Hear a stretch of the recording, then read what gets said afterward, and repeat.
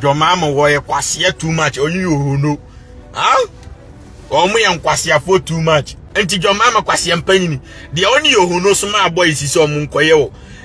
Omunkoye Hawa Koomson na yana. Enti bisa wo se wo ena obi so ma boy sisi omumra mebo. Yen so ma awudifo akaidafo ni matwomanfo se mebo anti ka be yode. Because my Jimmy too much. John Mahama wuni twasere nya sa na ye kikire oman. Twene Jonas have shared reactions on Hawa Koomson na enano. Your call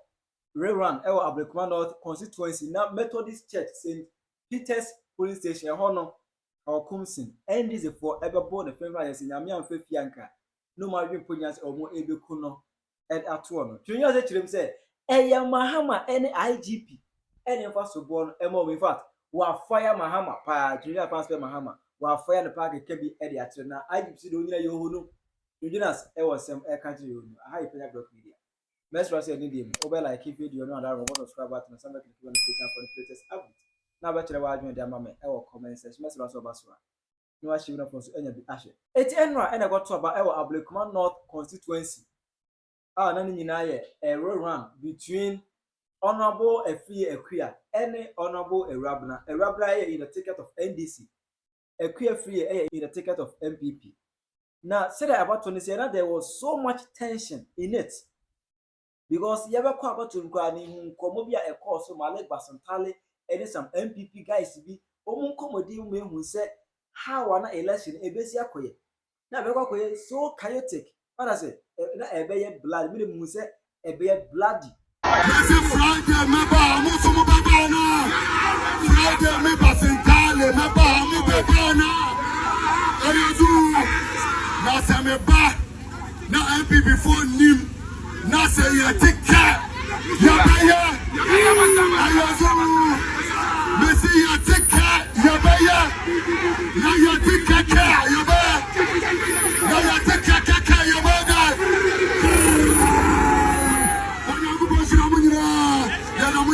Okay, Ghana for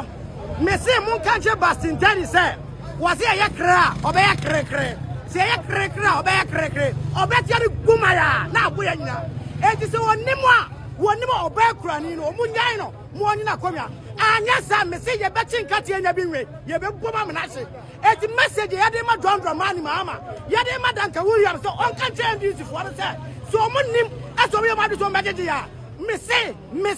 so munnim owu a omunya dai omuhwe na because if you Wednesday no any enra enkoma e call so ma me titi bie de ma le Basantale ni vira hodo me hu ye no say e be play because these two parties no obi abetwa say ontwe ema ne yonko ema na say see ye no Hawa Koomson ego pay hono no that say Hawa Koomson call ye no just say out of nowhere and some gangs be hit towards her ema as self defense only some pepper spray yes enka odi spray kakra da bon ho but amfa ema guys see eto hye nso ma nyame afefia nka omu eku no femfram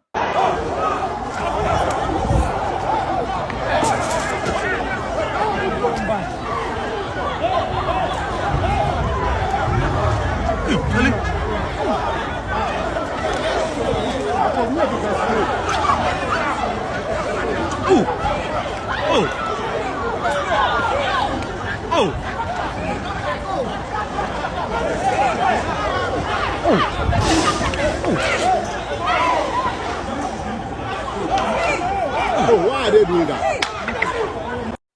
Now, as soon as they do, be a trend. Black Rasta have a shared opinion on that. Obia a candidate. Now, the other Twene Jonas as Abel, Twene Jonas H. say, Mahama, NDC for Mahama and head that ball pass Suma with Omunko Bungos. Osha said that ye molest Hawa Koomson. As for the police for they seems unboarded. As for police for crown. Ghana police for Jonas, as for more. It is H. say, Mahama, and yes, and we fire an IGP there. We fire IGP pa. Cool me down yakra. But the cause you from one I'm saying that I'm fa warm up on la hot one because John Mahama was Jimmy too much. What I say John Mahama was nkwaseafuo too much only Yohunu. Omo nkwaseafuo too much. How MB for ya cry empower masem. Won enti ya Ghana for na empower masem tin ye kofa mo bai. Enti si akofa ma ba. edie nti na mo nso mo be jimi ama mo nso abe kakrakra na afi no mo kra ma jimi ama yempem asem kra yempem anim kra hwe kra na ese NDC MBB for kra angel enti John Mahama kwase empanyini de oni Yohunu so ma boy sisi omunkoye wo omunkoye Hawa Koomson na yana enti bisa ho se wo ena obi suma boy sisi omumra mebo yenso ma awudifo akaidafo ni matwomanfo se mebo anti ka be yode ade a wode ye onua enyina ye Ghana fo aba no munyim se mu lusu enti chinchini a enkobo MPP fo no se be ya yere be chenyi ballot box no ma wini so muko chenyi ballot box mu de be 100 vote pe ne wini ye nti e chese man ko jimi anka mbe lusu because ma jimi too much Jimmy me police from bisam said the na manchiche mo say order from above you no see nya no mumra because ade na mo ye no mo se ekuro no nya sa na echichire oman John Mahama wuni twasere nya sa na echichire oman it because mentia say police ye to aba police checkpoint wa be kwakọ Jimmy bia police for no kwatu metumi abotu anom bechew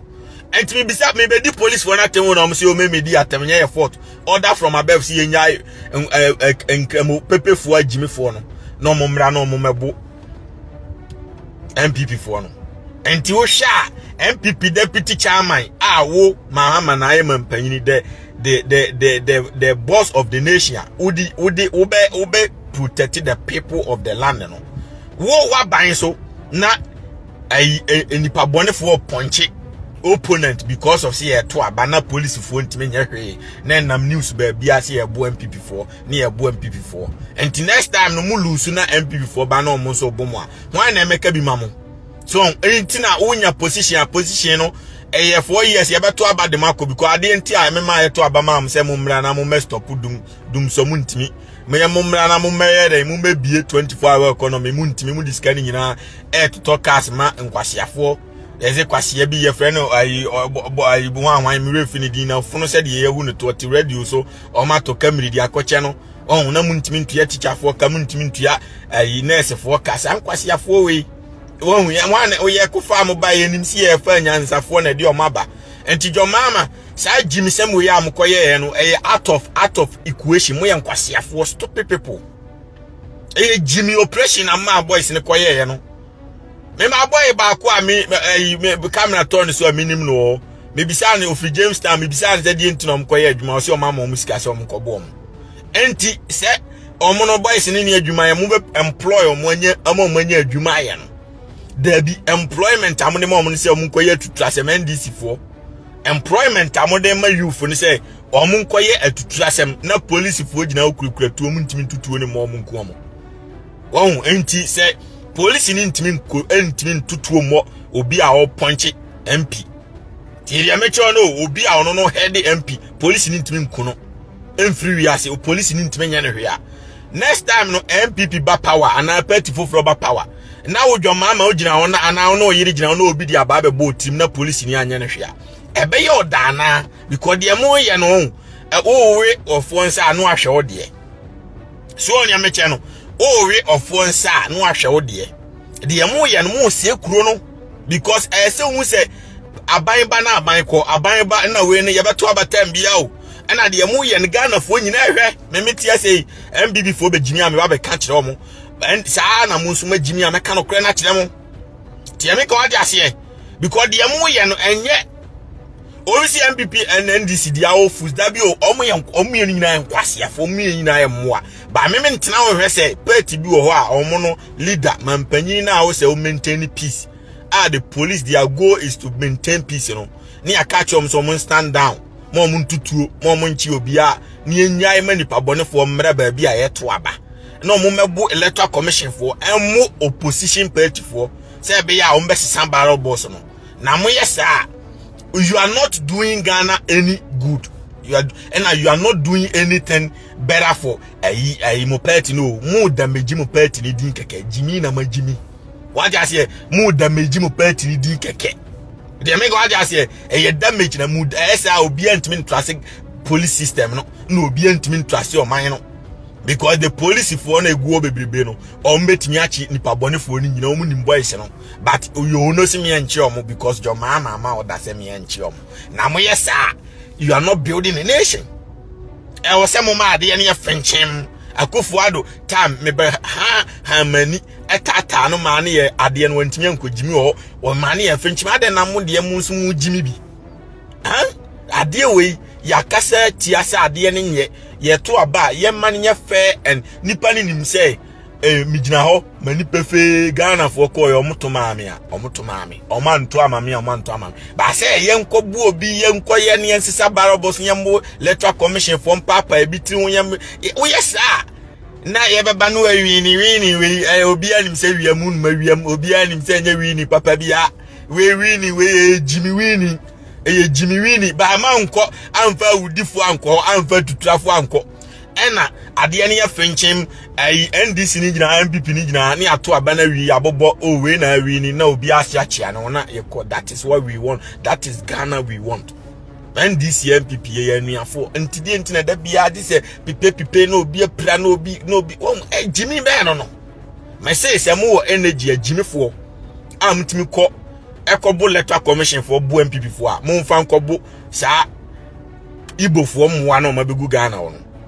mo Jimmy ase mo John Mahama woni twa asere 2 million Igbo fo na woni dom ayefeze nkran hene Ghana nche ahyehye ho a mo kwa akoton Ghana amom no enya adwuma ne enya adwuma china me I will stop you Twene Jonas I will stop you say John Mahama me hwe na se wontimi deport Yoruba fo we Igbo fo we free Ghana me ba be yeku atu aban no me na me ka che the date beto so o mu ntimi nya asase wo Ghana enya asase wo Ghana enya possible tie ya me cho no enti ai taxi driver na Igbo fo na kokunu no me ma na busuamfo ya akọ o mu ya wudifo mu kum we no eye no ma ma o mu o taxi driver ye fra no Patrick Tete omo Igbo fo ne fa no dropping some ne kwa fra o ana o makwa kokunu na o maje ka ne di dwane na o matwitwa ne part e de ato ka ne de ko ana omduru afra police for shout out to you my ade omo si omo mfa papers ne do registration ne documentation mra omo nyampa ma because car no nyom de ana police for ne chi omo no ana omo interrogate omo ana fi omo kan okrese o ka awura no ya kunu de na to wura mu a enti na police for ne lead omo abae ombae na Patrick na da hoyi ono abranti a o se me mokro no meye adwuma ama mensa akoma no na John Mahama kwase mpanyini ne Ghana ncha agimifo akofa awudifo ya begu oman ma cho so mu wi ni panam Igbo ade na mo hwe na je ya movie Jimmy omu dwum omu dia omu kum ni pase nkokoma enti John Mahama fa kwase ya deport omu nyina firi kuro no ne je Jimmy no se wo energy ultimate kokuntokwa wa electoral commission eko papa electoral commission fu ani boy bi ono electoral commission adwuma o frame Jonah de John Mahama mamba ye de enye kra ne ti wo nyina papa muntuo mka o se last year nyina oye to abawie muntuo mka na mmasa ya sesa pepefuo nkwaseafuo mu afiafin ama mu sika se omunko no omunko bro omu ne MPP fuo nyina amfra se be ya mo de barrel boss for be ko na makobobo mako declare mo amu hu ni passe o yewi na Jimmy we John Mahama woni twasere John Mahama we kwasea John Mahama buanchenwe Yohunu oshiwase fin Jimmy mukoso Jimmy akubesi o mukoso Jimmy akubesi ni ya deport se ampepe fo ni nyina afiri Ghana ho because omu nyina Burkina na omu free bae Burkina fo nko omu mbe ya adwuma ni nyina Ghana ni bia ni wa musoma na nko beko eye Burkina fo enitina na omu ntitwi no ubi so omu se ede entina hwa na soma amu a omu ntimi nkaksa aje hausa na omu te Ghana ni bia te brofo titwi enti Ghana ni a on titwi no o te brofo esiem school nyina ho Ghana fo nyina titwi ana omu ntitwi omu te brofo enti se obi nti brofo no ntitwi na hausa na otia o free Burkina na yede na to kamaludu ndi na bankan so medi bonenko na mo yesa awman no how are we safe Nigeria fo kunye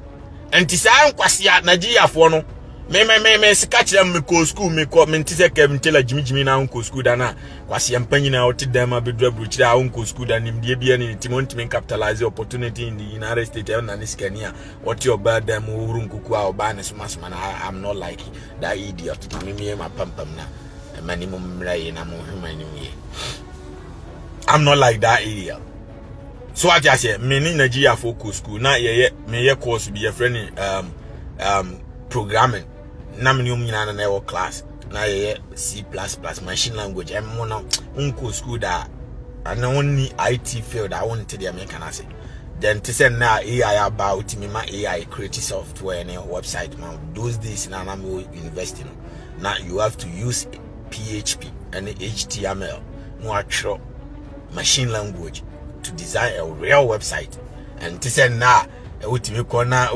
template are ready now what you should call up and dinner the ISHM that we have to write and code and na many omnyina coding Nigeria for no one be catch them say Igbo for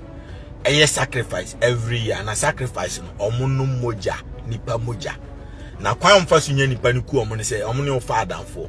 no omde obel fie ba ko omunku first one second omunku third one no omunku no matwitwa wonam no omne ahye fridge di freezer e wo mu fie no mu you no mu rion kakra nti moja no omne koye for sacrifice wi a nipa no body na nkasa wo hye fridge no mu wen kakra sa nti sankofu we no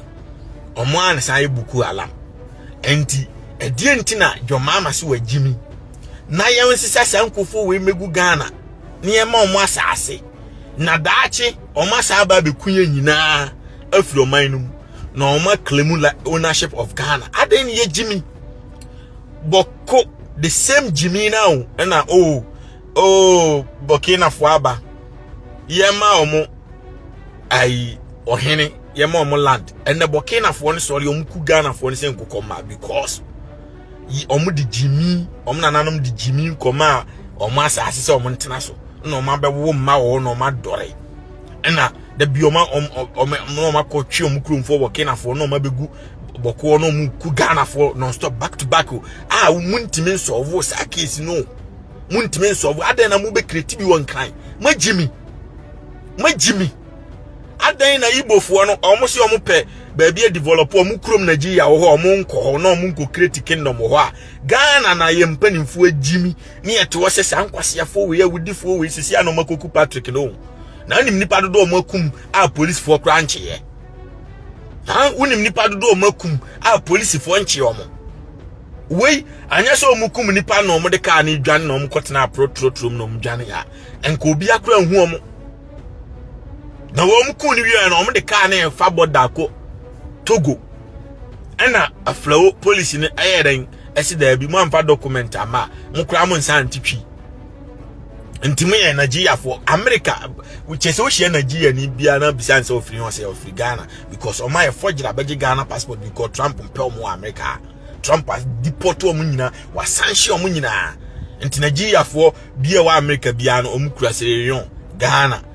Togo omuntimi nkura mo akrum passport because omo criminals omo criminals fraudsters enti sad adentina John Mahama se wagimi NDC force omo nkwaseafuo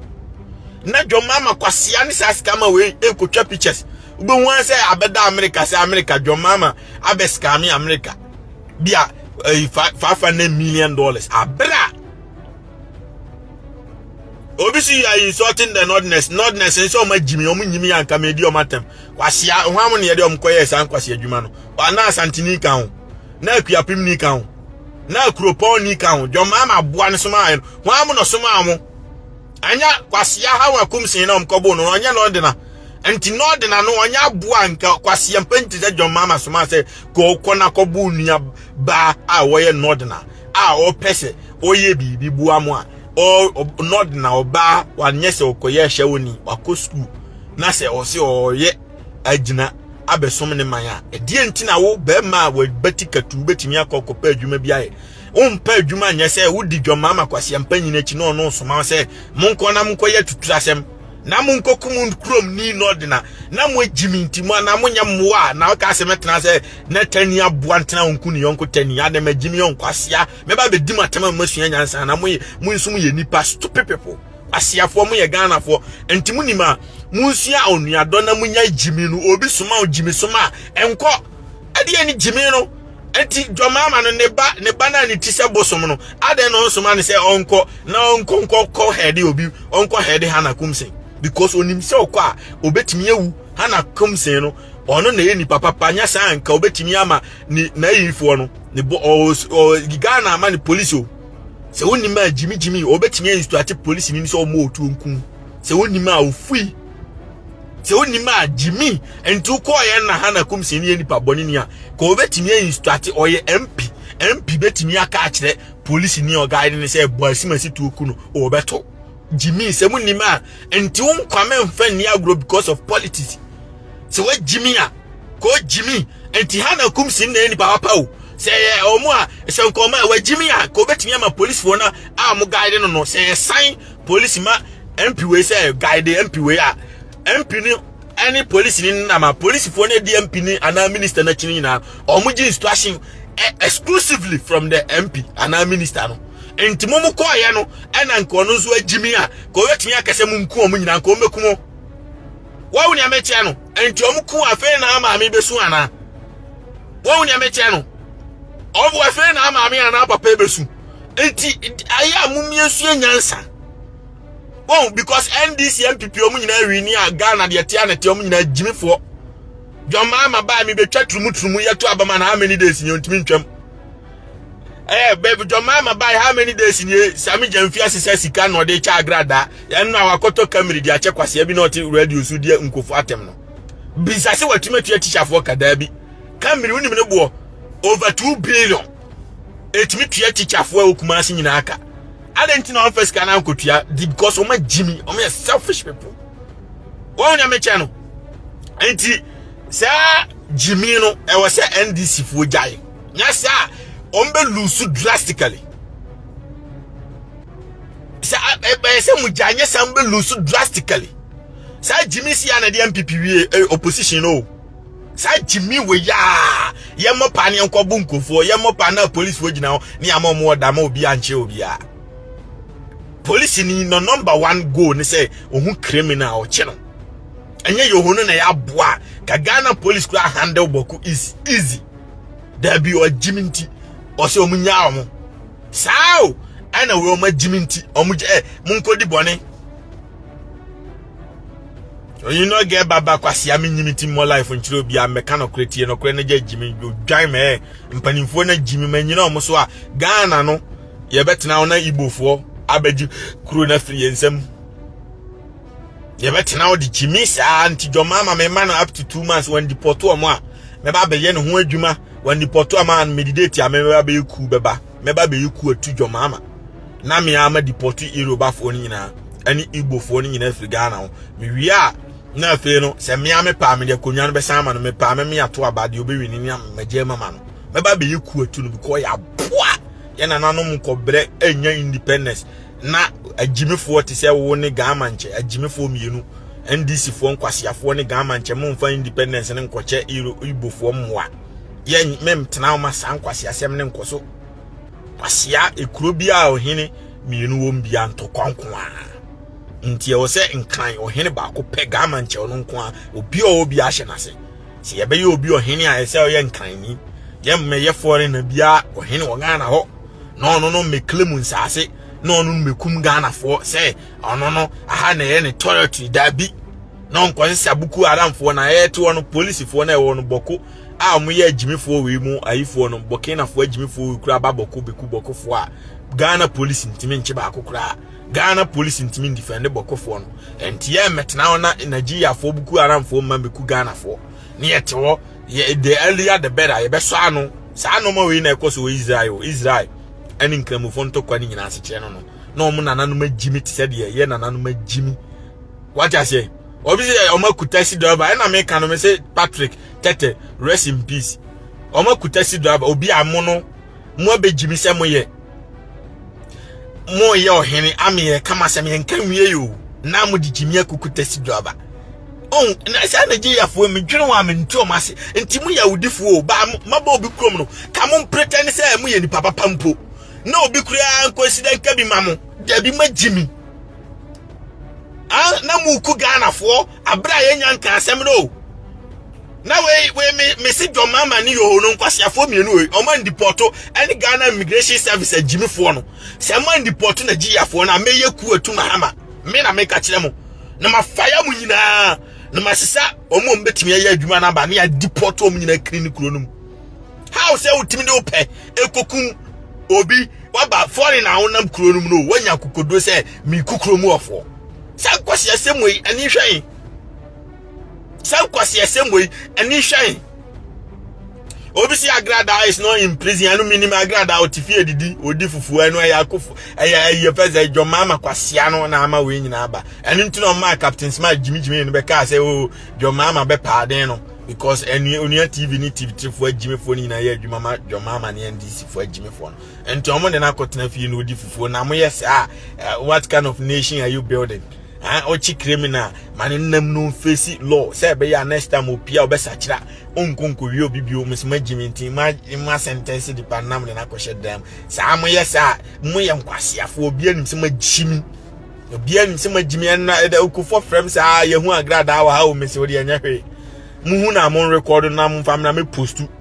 na John Mahama any Ghana judges ni no mo so ma jimi say Captain Smart jimi e wa jimi o hye o mo hye da o say Nigeria for no omo ye smart omo hunso mkuro na say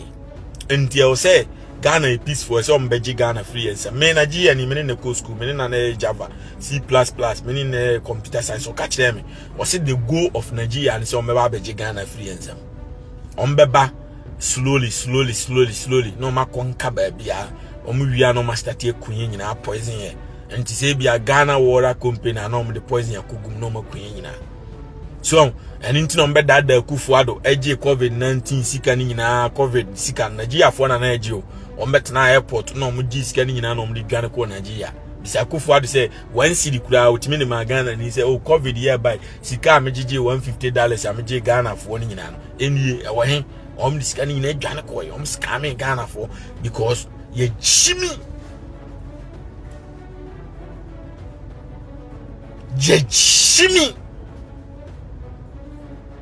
until say be judge me ne de ye be bre Radio Mama, comment section. Hi, Penyah Media.